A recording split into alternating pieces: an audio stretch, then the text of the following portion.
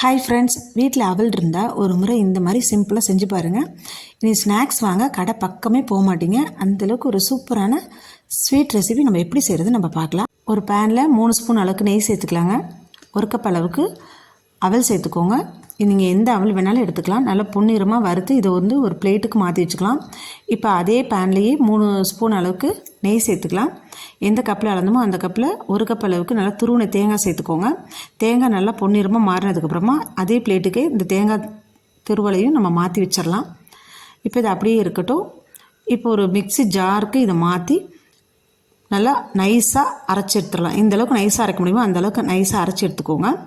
அதே கப்பில் 1/2 கப் அளவுக்கு சர்க்கரை சேர்த்து நல்லா நைஸாக அரைச்சிக்கோங்க.